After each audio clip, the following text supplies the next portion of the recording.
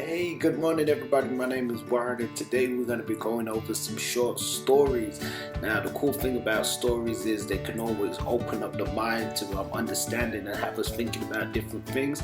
Now some of these stories have a lot of morals and stuff to them, so if you got a pen and a paper, have them handy and take notes. This is the story of the scorpion and the frog. Once upon a time, near a river lived a scorpion. The scorpion lived in a cave. One day the scorpion decided to leave his cave. It's far too dark and dingy. I can't stay here anymore, the scorpion thinks.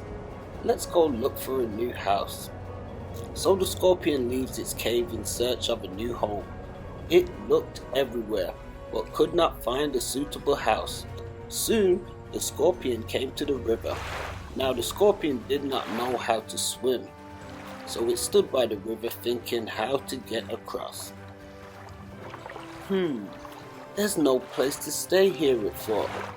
But how should I get to the other side? The scorpion sat down near the river and began thinking. Sometime later, the scorpion found a frog leaping around. It saw the frog coming towards itself. "Would you help me with something, Mr. Frog?" the scorpion asked the frog. Now the frog was suspicious of the scorpion, yet it replied, "How can I help you, scorpion?" "Oh, you see, I have to get to the other side of the river," the scorpion explained. "Could you be kind enough to take me there?" "Why should I? I can't trust you and your stings," the frog exclaims. "But Mr. Frog, I can't swim," the scorpion tells the frog. "If I sting you, we both die in an instant." The frog thinks about it and says, "I see, you do have a point. Alright then, I'll take you to the other side." So the scorpion hopped on the frog's back and the frog jumped into the river. The frog began paddling as fast as it could. Suddenly, when they were halfway through, the frog felt something sharp around its back. "What is that?" the frog asked the scorpion. Then the frog realized that the scorpion had stung him. "What did you do, you stupid scorpion?" the frog exclaims as the dizziness starts to take over him. "Now both of us shall drown." Without any regrets, the scorpion says, "What can I do? This is my nature." "I should not have trusted this scorpion," the frog thought as he drowned.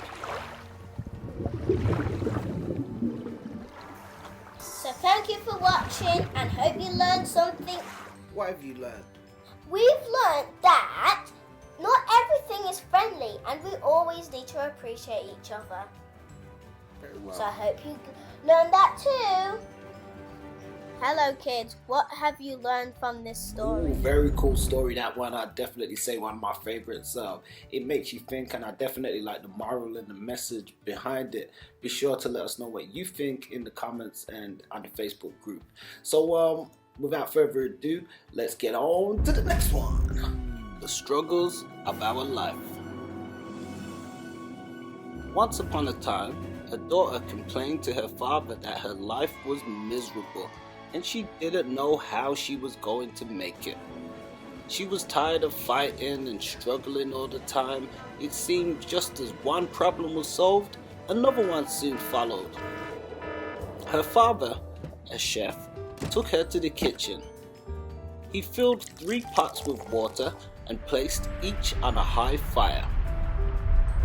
Once the 3 pots began to boil, he placed potatoes in one pot, eggs in the second pot, and ground coffee beans in the third pot. He then let them sit and boil without saying a word to his daughter. The daughter moaned and moaned, impatiently waited, wondering what he was doing. After 20 minutes or so, he turned off the burners. He took the potatoes out of the pot and placed them in a bowl. He pulled the eggs out and placed them in a bowl. He then ladled the coffee out and placed it in a mug. Turning to her, he said, "Daughter, what do you see?" "Potatoes, eggs, and coffee," she hastily replied. "Look closer," he said, and touched the potatoes. So she did. She noticed that they were soft. He then asked her to take an egg and break it. After pulling off the shell, she observed the hard-boiled egg. Finally, he asked her to sip the coffee. Its rich aroma brought a smile to her face. "Father, what does this mean?" she asked. He then explained that the potatoes, the eggs, and the coffee beans had each faced the same adversity of the boiling water. However, each one reacted very differently. The potato went in strong, hard, and unrelenting, but in boiling water, it became soft and weak. The egg was fragile, with the thin outer shell protecting its liquid interior until it was put into the boiling water. Then the inside of the egg became hard. However, the ground coffee beans were unique. After they were exposed to the boiling water, they changed the water and created something completely new. Wow! So, Would which you one are rather you? the coffee He asked his beans, daughter. When adversity knocks on your door, Would you how do have you number respond? 2, the Are you a egg, potato, or number 1, an egg, the coffee beans, or a coffee or bean? number 3, the potato? Moral of the story: Choose and make in your life, mind things up. happen around us and things happen to us. But the only thing that truly matters is how you choose to react to it and what you make out of it. Life is all about learning, adapting, and converting all the struggles that we experience into something positive. Coffee beans will make you strong.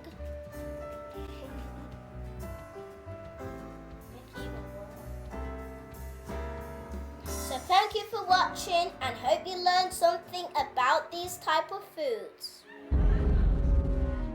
Folk tales and myths serve as a means of handing down traditions and customs from one generation to the next all around the world. For several generations, stories have traditionally been passed down by word of mouth. Often after a hard day's work, the adults would gather the children together by moonlight around a village fire and tell stories.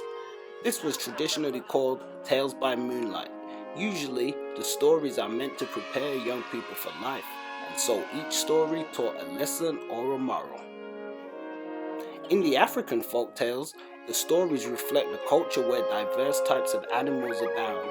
The animals and birds are often accorded human attributes, so it's not uncommon to find animals talking, singing, or demonstrating other human characteristics such as greed, jealousy, honesty, integrity, etc. The setting in many of the stories exposes the reader to the landform and climate within that region. References are often made to different seasons such as the dry or rainy season and their various effects on the surrounding vegetation and animal life. We hope you enjoy these stories. So we're going to tell some stories, and we're going to use stories that have a message, motivation behind them, stories that have morals, stories that have fables. Some of these go back to folklore from different cultures and stuff as well, so it gives us a good understanding of how different cultures are formed and how stories are passed on through generations, enable for people to learn and grow and develop. So let's get to it. The Ant and the Dove Story. Once there was a sunny day. An ant came traveling on a tree trunk near a bank of the river. The ant suddenly slipped and fell into the water. The ant was being swept away by the stream. The ant feared that it might be its last. Thankfully, a kind dove saw the struggling ant. The dove dropped a leaf into the water so that the ant could climb onto it. The ant climbed onto the leaf, so the ant's life was saved by the kind dove. After 1 week,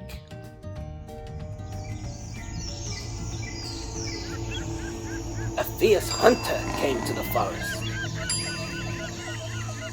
The hunter saw the beautiful dove on the tree and aimed to shoot his gun at it. The ant saw the hunter aiming at his savior.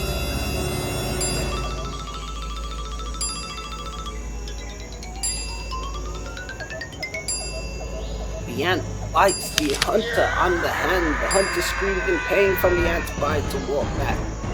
Thus, the ant saved the dog's life too. Do good and have good done unto you. Moral of the story. What have you learned from this story? We learned that every good deed we do for others will come back to us. Hello kids, what have you learned from this story? What we've learned today is that we need to help each other and accept each other, because different animals might be going in different situations, and other animals help and put other needs for the other animals first before their needs. Hope you got that same ideas. So thank you for watching and hope you learned something. We appreciate each and everyone taking time to listen to these stories. Hopefully it gave you something to think about, got the brain firing, made you have some questions. If you did, be sure to share them with us. Stories can always be used to pass down different ideas and concepts, and sometimes just being cool and creative. If you guys have any stories you'd like us to read, also let us know. So sadly, we've come to the end for this week. I really hope everybody enjoyed listening to these stories, and don't forget to let us know what you learned from them. And if you have any stories that you would like to be read or any stories that you'd like to share, definitely share them in the group. We encourage that, and if you would like them to be read, maybe I could do something too. But thank you guys, and we can catch you same time till next time.